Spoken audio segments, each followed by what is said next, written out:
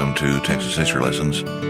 And with this episode, I'm going to be jumping back into the series that began a long while back as Lesson 0, and it's kind of morphed into some interesting avenues that I've gone down, which leads to the subject of today. But before we get going, I heard from a listener that I've corresponded with a little bit. I've had some good feedback from him and some positive comments, Michael Sullinger, and he wrote to me after the episodes that were about Cleo's scroll and had some thoughts that he wanted to share, and it ties in with the subject matter that we're looking at today. He offered some very perceptive comments, and he suggested that the unseen part of the scroll is perhaps how history will be used by people once they learn about it or discover it. And he also added that the unknown part might be derivative of maybe not totally true facts, but evidence, and maybe incomplete or shallow research that fits a person's life compass or a group's agenda. They want to use, he wrote, history or a version of history or an interpretation of history to motivate or push their version, or he added reversion, which is interesting comment. They want to push their version or reversion to influence their current time or view of how current circumstances should be, according to them. Now, these are some very interesting ideas, and I think he really hit on an important issue. It is also very serendipitous because, unbeknownst to him, this is the next topic that I was planning on investigating and covering with the podcast. He also wrote something that I also really think is worth considering. Basically, he said, history today seems to be weaponized for a modern or current society political goal. Perhaps it's always been that way. That, to me, might be a possible interpretation of the unseen part of the scroll.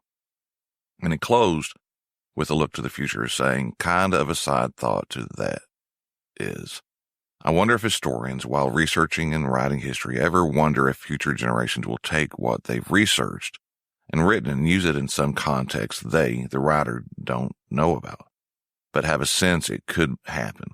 I could see the astute, forward-thinking historian choosing words and facts carefully as to not allow their history to be used or weaponized in a way that they don't intend, or even try to ironclad their research to make the history unable to be twisted, if that's even possible.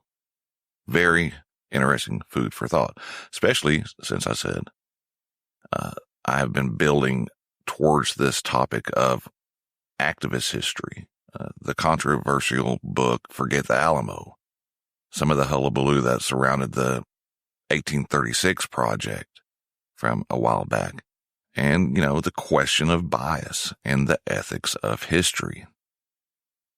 I've looked closely at the question of rewriting history and the reasons for revisionist history to a great extent to show that there is really nothing that new about it. And I've done this because I believe it is very important. The great historian and biographer of Sam Houston, James Haley, wrote, everything that you believe in this world that's important, what's right, what's wrong, what's moral, what's immoral, how should you live, vote, worship, raise your children, everything you believe filters like coffee through what you ever understood about history or not. It's not something you walk out and make a living with, but it informs everything about what kind of human being you are. Apart from a command of language, history is the most important thing you can know. I think that's just spot on and perfect what he wrote there. Now, as for the earlier topic about different writing and rewriting of history, I found another early recognition of this understanding in the introductory note to the volume on American historical documents in the Harvard Classics. And it was first published in 1910, and it was edited and published by Harvard University President Charles L. Eliot. Now, the author of this introduction, he wrote, "No final history of the United States of America has been written or is likely to be written. Research is constantly bringing to light new facts that correct details or modify the traditional view of larger questions.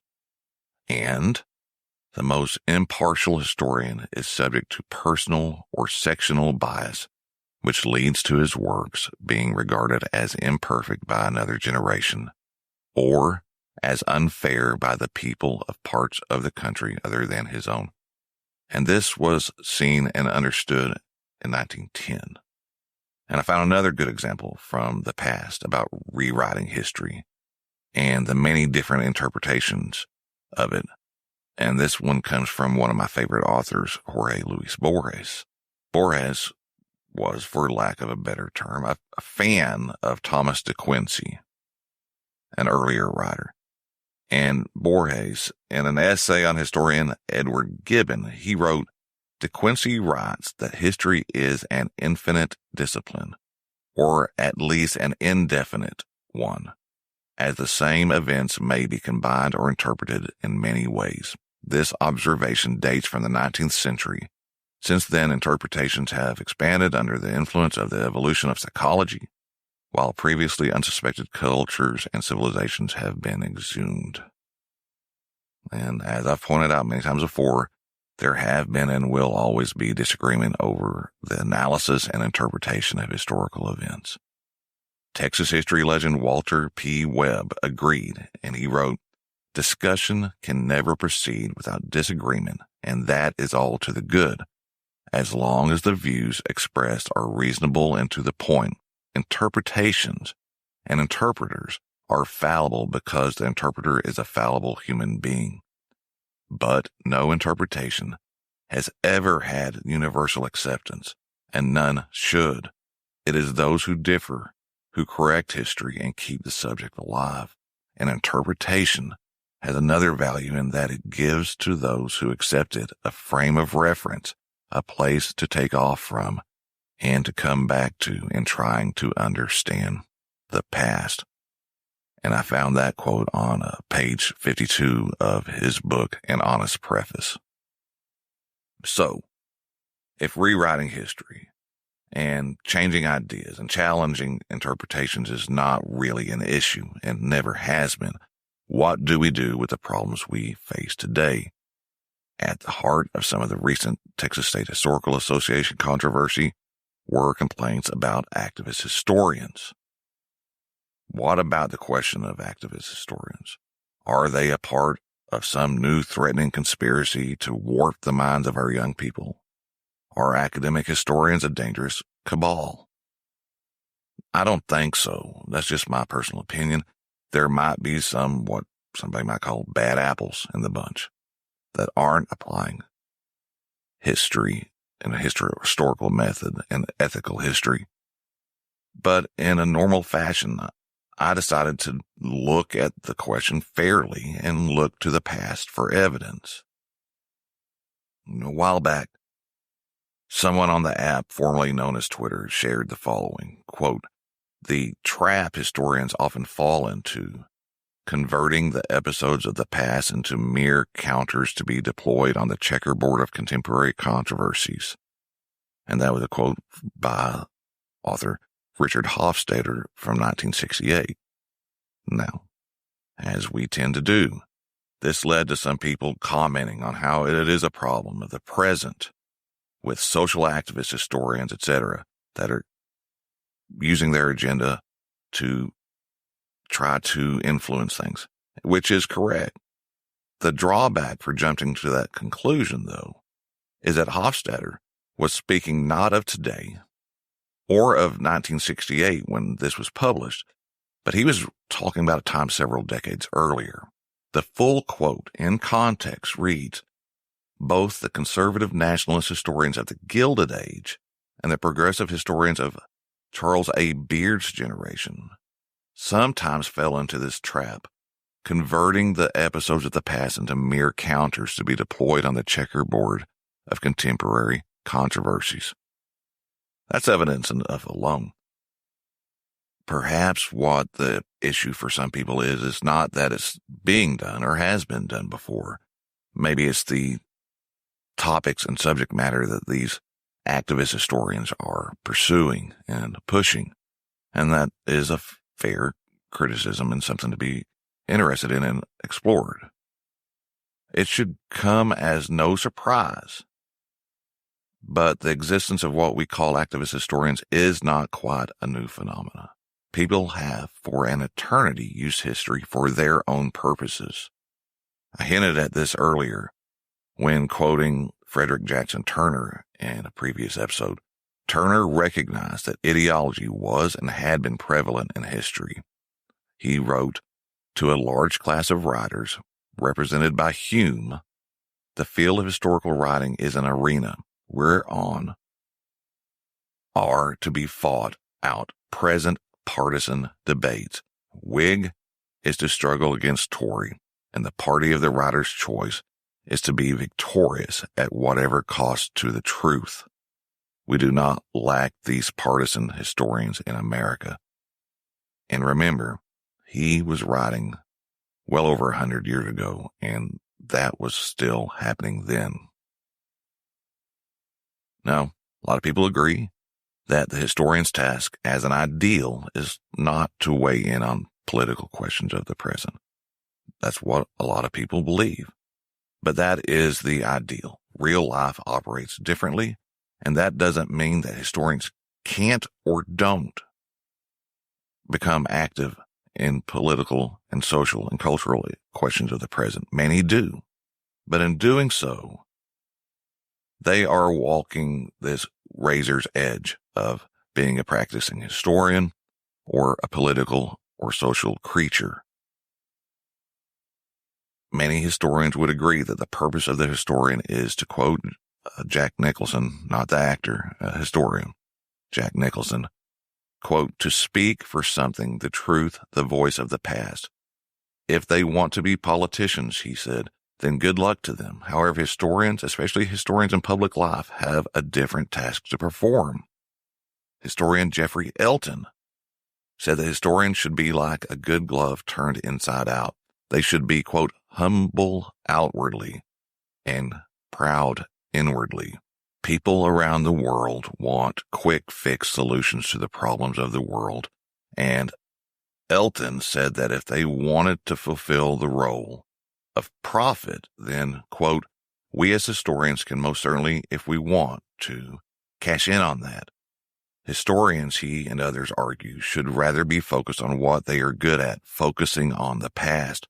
Elton stated that, quote, "it is not a question of finding an answer to the future or planning the future, of settling the future for the world." And Nicholson added, "it is a question of encouraging better thought about past, present, and future, of focusing on the past and being changed by it." I especially like this next line by Nicholson, who said, "Historians should tell us, if anything, to stop and think. We should be challenged and humbled by the past before acting. Historians should, quote, dig very deep and go back to original sources and first principles, go back in the cell in order to turn the crisis into a creative moment. That is the task which they have to perform," end quote. This, however, is an idealistic goal, and as is often the case, hard to live up to, no matter how dedicated you try to be to remaining focused on it. Now, there are people that are proudly activist historians. While researching them, I came across a South African proverb that said, "Until lions write books, history will always glorify the hunter." Activist historians often see themselves as stepping in for the lions, the hunted, the oppressed, and the at times ignored. In a paper from back in 1998 for the Institute for Cultural Activism, Aurora Levins Morales wrote in a paper called "The Historian as Curandera." One of the first things a colonizing power or repressive regime does is to attack the sense of history of those they wish to dominate and attempt to take over and control people's relationships to their own past. Morales also wrote, official history is designed to make sense of oppression, to say that the oppressed are oppressed because it is their nature to be oppressed.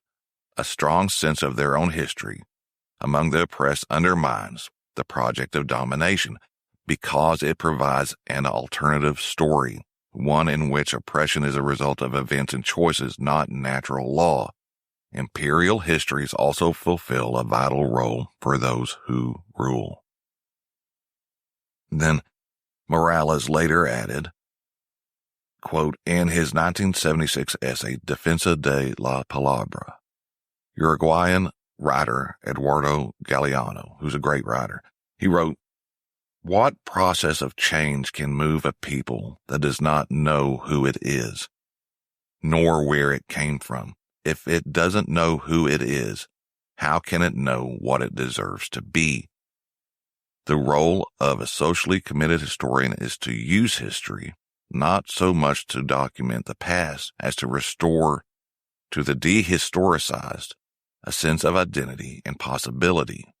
Such medicinal histories seek to reestablish the connections between peoples and their histories, to reveal the mechanisms of power, the steps by which their current condition of oppression was achieved, through a series of decisions made by real people to dispossess them, but also to reveal the multiplicity, creativity, and persistence of resistance among the oppressed.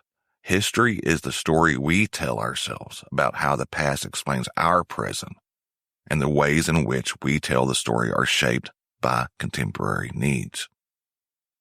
Now, this is a statement to which some might vehemently disagree. Others champion it.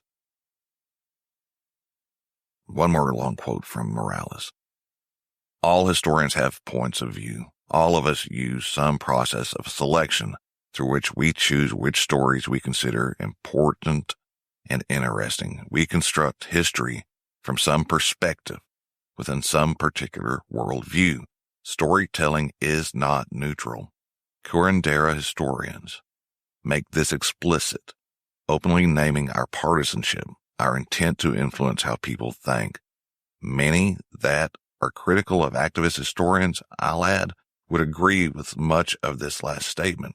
The one thing that I want to point out that is significant is that activist historians are honest about the fact that they do intend to influence how people think. That's fine, the way I consider it and look at it. As long as you're honest and open and you follow historical method. The problem is when people don't use proper historical method, or they try to manipulate things to fit a particular goal. Now, this is not a new thought. Carter G. Woodson wrote in The Miseducation of the Negro back in 1933, when you control a man's thinking, you don't have to worry about his actions. And I'll add, some activist historians see great meaning in the following quote by Czech novelist Milan Kundera in his book from 1980, The Book of Laughter and Forgetting. And he wrote, the first step in liquidating a people is to erase its memory, destroy its books, its culture, its history, then have somebody write new books, manufacture a new culture, invent a new history. Before long, that nation will begin to forget what it is and what it was. The struggle of man against power is a struggle of memory against forgetting. And this kind of points at the real problem here. People are afraid that what's being promoted as history is destroying the history that they grew up with and the myth and mystique that they believe in. As opposed on the other side, people that embrace the work of activist historians feel that's what's been done to them. Reina Aribe, a Mexican-American activist, wrote that activist historians recognize, quote, the power that history has in inspiring current generations of activists not only to better understand their positionality in the world, but also to see that oppression continues today in many of the same forms it has in the past. Moreover, they taught and embody the responsibility we each have to pick up the baton of resistance left to us by our ancestors. As Dr. Daniel Black said, the blood has demands. She continued, we are required to be activists to improve the condition of oppressed communities in the United States and internationally, but also to honor and understand the groundwork that has been laid by so many that have come before us. Without knowing this history of and by people of color, it is far too easy to detach activism from the real world and forget one's responsibilities to the blood. Education is inextricably linked to freedom, and in a world where human rights are constantly being attacked or denied, we need this type of radical education. We need ethnic studies to cultivate leaders who understand and can navigate cultural crises. If you want to know more about the perspectives of activist historians, you can visit activisthistory.com and read articles from the Activist History Review. On that website, I found something in which Corey James Young broke down activist histories into 4 subgroups. And they are histories of activists, histories for activists, histories inspired by activists, and histories that are activist. And Young's personal favorite type of activist history is, quote, any kind of constructive public history project that makes your present landscape better reflect your past. For example, getting new historical markers erected about activist history itself. Activist historians are not necessarily new. Some are not so open about their goals, and others that are labeled as activist historians are just people that the labeler disagrees with. Lucy Maynard Salmon, who lived from 1853 to 1927, was a historian and actively worked for causes in civic affairs. She worked for civic service reform, and she worked for world and women's suffrage. William E. Dodd, a historian who lived from 1869 to 1940 and who had strong influence on Texas historian Walter P. Webb, probably shouldn't be labeled as an activist historian. And maybe most of these shouldn't be.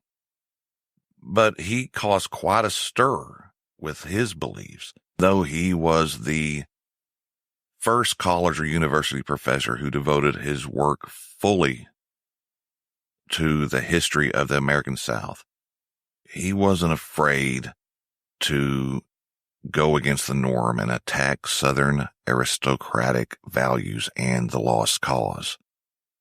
Back in 1902, Dodd wrote about the pressure he faced to flatter Southern elites and their view that slavery played no role in the onset of the Civil War.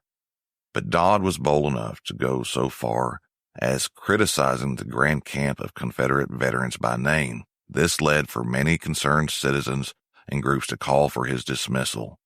Dodd would not back down and wrote to suggest that the revolt from the Union in 1860 was not justified, was not led by the most lofty-minded statesman, is to invite not only criticism but an enforced resignation. Mentioned Charles A. Beard earlier. Beard lived from 1874 to 1948, and he was a pretty influential historian whose 1913 book, An Economic Interpretation of the Constitution of the United States, might qualify him as promoting a particular view or perspective. And if he was alive today pushing his ideas, he might get labeled as an activist historian. The book argued for that the structure of the Constitution was an act to protect the financial interests of the founding fathers, and that ideology was a product of economic interests. A view that would definitely earn him the title of activist historian, I think. Now, Oklahoma-born John Hope Franklin. He lived from 1915 to 2009. And he probably could be called an activist historian as well. He served on the NAACP Legal Defense Fund team in the 1950s and helped develop the case for Brown versus Board of Education. The National Endowment for the Humanities selected Franklin for the Jefferson Lecture in 1976, and this selection is the United States federal government's highest honor for achievement in the humanities. Eric Hobsbawm, who lived from 1917 to 2012, was a British historian of the rise of industrial capitalism, socialism, and nationalism. And I've looked at his books. I haven't gone into great detail and gone through all of them. But from what I can tell, he's a pretty thorough historian. But he was also a lifelong Marxist, and his socio-political beliefs were evident in his work. The politically conservative Spectator magazine, which began back in the 1820s, said in 2002 that Hobsbawm was, quote, arguably our greatest living historian, not only Britain's, but the world's. But the key to this, I think, I'll add again, is he did his work with his own views, but he was upfront about what his views were. Arthur M. Schlesinger Jr., who was also born in 1917 and he lived until 2007, he could definitely also be considered an activist historian due to his close ties to the Democratic Party, Adlai Stevenson, and the Kennedys, and he did some of the great work on the Jacksonian era. One of his books, I remember a couple of them in college, I was instructed to read, and it was a good historical work. But he publicly had goals that he promoted. Gerda Lerner, who lived from 1920 to 2013, was a historian who helped start the academic field of women's history back in the 1960s. E.P. Thompson lived from 1924 to 1993. He was an English activist historian that was named the second most important historian of the previous 60 years behind only Fernand Braudel in a 2011 poll by History Today. In addition to being a historian, he was also a socialist and a peace campaigner. And we cannot omit Howard Zinn from this list, who lived from 1922 to 2010. He was definitely an activist historian, and most of you that have watched Good Will Hunting will have heard about his 1980 book, A People's History of the United States. He had a point of view, an agenda, and a perspective he wanted you to see from in his work. And without it, you no doubt might not have had such conservative activist histories. On the other side, like Michael Allen and Larry Schweikart's 2004 A Patriot's History of the United States, whose title is definitely a nod to Zinn and his work. And let's not forget the great Texas-born historian Forrest McDonald Jr., who lived from 1927 to 2016. While he might not have been an activist historian, his work could arguably reflect his own ideological bias, a more conservative bias. Doesn't mean that his work wasn't good. No, so activist historians and bias in historical work might not be a new thing, but it appears that much of the current issue regarding activist academic historians might be rooted in the revisionism that came about, some argue, as a result of the radicalism of the 1960s.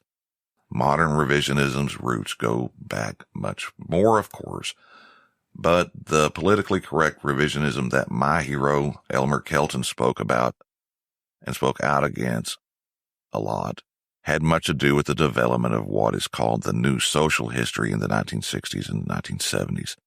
It includes, among other things, focuses on historical demography, African American history, ethnic history, labor history, women's history, gender history, urban history, history of the family, and so on. Back in 2002, Eric Foner, who's another great historian whose work I've appreciated, he wrote in his book, Who Owns History? And he said, quote, Today, when we take for granted that history must include the experience of previously neglected groups, blacks, women, laborers, and others, it is difficult to recapture the sense of intellectual excitement produced by the work of E.P. Thompson, Eric Hobsbawm, and other British practitioners of history from below. Thanks to what came to be called the New Social History, which they inspired, we today have a far more complex and nuanced portrait of the American past in all its diversity and contentiousness. And in that book, he celebrated the fact that the profession had weathered the storm of fighting over politically correct revisionist history in the 90s. He was celebrating back then that they had managed to get through this term and time of political correctness that Kelton talked about and others. But fast forward to today, and everything seems very similar to that decade. What is old is new again. We're still having these differences of opinions. We still have conflicts. We still have problems. And as I said before, I am a huge fan of Elmer Kelton. I regret that I let some lazy, opinionated writing by another person a few years ago, who I also respect, but they helped keep me from reading his work for a long time. I've listened to several of his speeches as well, and I also found a wonderful little book collecting some of his speeches titled My Kind of Heroes. And in it, he shared his thoughts on the importance of history and his issues with what he called politically correct chauvinism in the history of the 90s. And here are some excerpts from that book.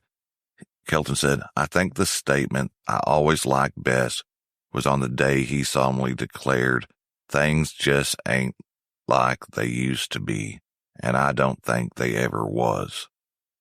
Things on farms and ranches today aren't like they used to be, and in some ways they probably never were like the stories or like people want to remember them or imagine that they were. For one thing, they probably never were any really good old days in the ranching and farming business. Almost anybody can tell you his own version of the good old days. You'll usually find that they were when he was young and not necessarily when the business was in a state of prosperity. Listen closely to the stories about the good old days, and you'll usually discover that people suffered a lot of hardships. Part of their pride in those good old days is that they survived." I like that part especially.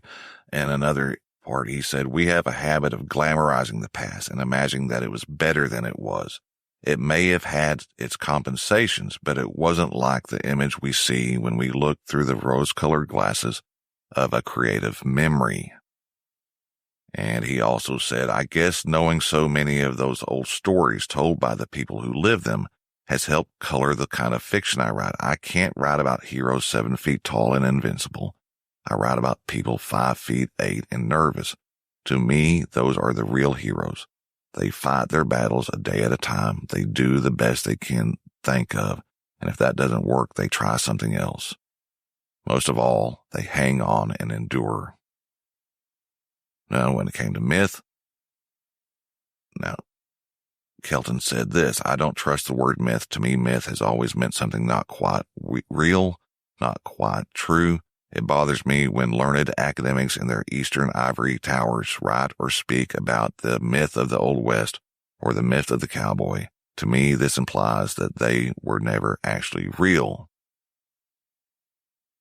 And he also said, "I don't know just where we separate myth and image. Perhaps we don't. They may be essentially the same." And he said this about the academics. Meanwhile, he, in other writings and speeches, he uses the word myth about the past. I think we should all agree that there is a widely accepted image of the Texan, Kelton said, outside of Texas.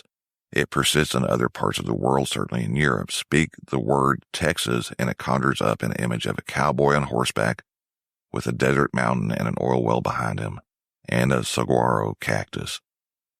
How that saguaro got in there, I don't know. Arizona could probably sue. We Texans have an image. It is not always the one we would like, but sometimes perceptions are more important than facts. at least in the way they make people react to us. And the truth of fiction, Kelton said, the history of this country is the story of people who had very little except hope. On the basis of that hope, they built for us the country we have today with all its faults and all its virtues. He also, in another one called Politically Correct or Historically Correct, he said, theoretically, history should be locked in concrete. The things that happened, happened, and that should be that. But of course, it doesn't work that way. Now, this is Kelton saying it doesn't work that way. If two people witness a fender bender from opposite sides of the street, they see and remember the incident differently. Historical events very often were seen in a different way by the people who witnessed them, so later historians have to pick their way through a minefield of ambiguities and contradictions.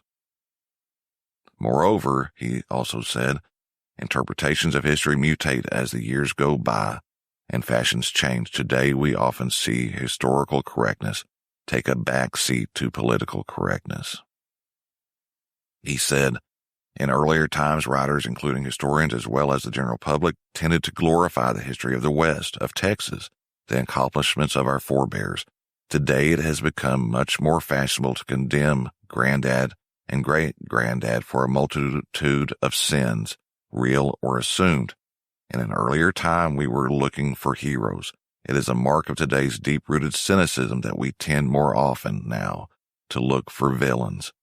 We seem to find them in the same places and in the same people where we used to find heroes. Now, Kelton also had this to say, we are all products of what has gone before. We live where we live because of the things that have happened in our past and to those who preceded us. The way we live, the things we believe in are all rooted in the times, the beliefs, the histories of our parents, our grandparents, and many, many generations before them. History is a part of the present and the future. It is ongoing. There is a continuity between yesterday and today and tomorrow. If we are to understand what is happening around us today, and just as important to have any valid vision of tomorrow, we have to understand yesterday. We have to know our history. Mark Twain once declared that history is a lie agreed upon. The problem is that historians today don't agree upon very much. And Kelton also continued and said, we have a class of revisionists, historians and other writers who have taken the history we used to agree upon and stood it on its head. They have sought villains where we used to seek heroes, and they have found them in Granddad and our Euro-American ancestors. There is a dark side to history. All of it was not written in the light, but those who seek it only in the warts, or in terms of the warts, are as one-sided as those who see only the glory. And I think he hit the nail on the head right there. There has to be, to go back from an episode long way back, there has to be balance. To focus only on the negative, to beat people up over the negative, doesn't accomplish much. It doesn't accomplish a lot to just focus on all the good and the glory and the heroes. That's not what history's for. That's something else. That's another thing, the Texas thing you wrestle with when you're dealing with the Texas history, is you come up against this big wall. There's a lot more mixed in with it. That's hard to separate. And, Kelton said that he had no quarrel with those who say that, quote, we need to make Western history broader. Kelton agreed. He agreed with the work of a writer like Patricia Limerick. And he said, when they say that in the past we have often not given sufficient attention to racial and ethnic minorities, Kelton agreed with that. And he also said, I don't remember during my youth reading a great deal about the contribution of women in the history of the West, though there were already a number of books around had they been called to my attention. Fortunately, women and ethnic minorities have come in for much more attention by writers in recent decades. And Kelton, another great quote from him, past omissions continue to be corrected. The literature is there now if we choose to seek it out, and some of these books are by no means new. They have been out there a long time for those who wanted to find them. So perhaps the past omissions have been less severe than some of today's revisionists would tell us as they try to load us up with guilt. And guilt is what they are peddling, but they are selective in placing their blame. They would put all of it on our white male ancestors of European origin or ancestry. They seem blind to fault in anyone else. And Kelton also said, I do not intend to paint our forebears as plaster saints. They were not. They were human beings with the same human virtues and faults that we share today. They were no better and no worse than we. Kelton believed, and I do have to agree quite a bit with him, what he wanted to see was a sense of balance in viewing our history, in contrast to the narrow, one-sided, guilt-ridden revisionist view we have so often witnessed in recent times. Now, that was his words, what he was saying. And he also said, true, many past writers in glorifying the early Western experience glossed over the hardships suffered by the pioneers. They often did not acknowledge that each gain made by the newcomers meant a loss to the people who were already there. For the average person who went west in the 1800s, life was hard and it never softened up much. The reality fell far short of the dream. Glamour and romance were in the eyes of the later beholders. An old-timer once declared, I'm not one who longs for the good old days. I was there. And Kelton also pointed out that many of today's revisionist writers are not true historians in the academic sense. Very often, when you analyze their writings, you find an agenda that has more to do with changing today's political landscape than with correcting the wrongs committed by our ancestors. That is applicable today, and I'm not criticizing people that want to be activist historians. I think more power to them. If they have something they believe in, they pursue it, as long as they pursue good historical method and ethic to it, and, be honest with what their goals are. Now I could go on and on about Kelton and what he said and thought, and, I probably have gone on too far, but I loved the man's writing. I loved the way he thought, and I liked the way he looked at history. One last quote from him. If you listen to the generational chauvinists, to the politically correct, you would think it all began with Granddad, that he was the serpent who spoiled the Garden of Eden. And that's talking about all the hardships and prejudices and wrongs in the history from the dawn of time. And that's perspective. Kelton's perspective there, I think, is the perspective that many people have today against activist historians. And that's why I think it's important to have honest discussion about where you're coming from with the work, what you're doing. Kelton just as well could have been speaking today about what's going on. You are listening to Texas History Lessons, a slow walk through Texas history made in Texas by a Texan for everyone everywhere. I prefer to believe that man is greater than the dangers that menace him, that education and science are powerful forces to change these tendencies and to produce a rational solution of the problems of life on a shrinking planet. That was written by Frederick Jackson Turner, published in 1924. Perspective in the past really does reflect a lot of what we're facing today. In a 1995 issue of the American Historical Review, I just mentioned how Kelton appreciated the work of Patricia Nelson Limerick. Well, in 1995, Limerick gave attention to the chipping away at Turner's 1893 frontier thesis and explored deeply into the man and his work in her writing, and her conclusion is especially valuable. In the 1890s, she also pointed out Turner embraced presentism and over time betrayed it as younger generations of historians sought to stir things up. What is old is new again. Younger generations have always challenged the older generation, even back in Turner's time.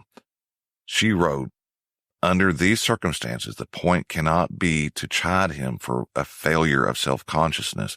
The point is to learn from his example and to use it as an occasion to ask ourselves, what are our blind spots? What are the elements of our social identity that limit our vision as sternly as racial assumptions limited Turner's vision? However we answer these questions, historians of the late 20th century have not reached a plateau of comfortable self-understanding from which we can look down smugly on Turner's struggles. In truth, a confession of solidarity, Turnerians all, is the place where this exploration begins and ends. Limerick continued and added, quote, squabbles over the validity of the frontier thesis have distracted us from the more compelling issue raised by Turner's example. Frederick Jackson Turner embodied the idea of historian as public servants, as scholars whose inquiries into the past could contribute directly and concretely to human well-being in the present. The familiar dispute, was Turner right about the frontier, has become trivial and arcane. The much less familiar question, was Turner right about the present-day value of historical understanding, remains the question of consequence. In everyday life, that question has been pushed to the edge of our attention by the constant round of activities of the professional historian, activities rendered normal by the careers of Turner and his contemporaries: class preparing, lecture giving, discussion leading, paper grading, student advising, archive exploring, note-taking, book reviewing, manuscript evaluating, article and book writing, job search conducting, convention attending, paper presenting, critic answering, professional association office holding, and turf defending. In the midst of the business and busyness of professional historians, the question of the purpose and goal of these activities, a question from which Turner did not try to hide, awaits our answer. I think that's a good spot to wrap it up and put an end to it for this episode. I could continue on. I probably could have used an editor on this one. Got a little bit carried away on some of it. But I'm still headed towards an idea that I'm wrestling with and trying to get to. And the point is, again, I'm being straightforward about where I'm coming from in the process I'm following for this. And I think that's the key, is to always be aware of what is the perspective of the people that are feeding you information. Do they have an agenda? I'm pretty straightforward. I am biased, but I try to limit my biases in the presentation of the information because I think the information has value just in itself. I don't talk politics on the podcast, and I'm not going to. Maybe someday I'll change my mind on that, but this is just a start. We'll be getting to where I'm leading up to the ethics of history and things like that in the next episode. With that said, thanks for listening. Thanks to Derrick McLennan for providing the theme music. Go check out his music. If you get an opportunity, you'll love it. And yeah, that's it. We'll be back soon with more history and Texas history talk. And take care of yourself. Take care of each other. Be kind. Adios.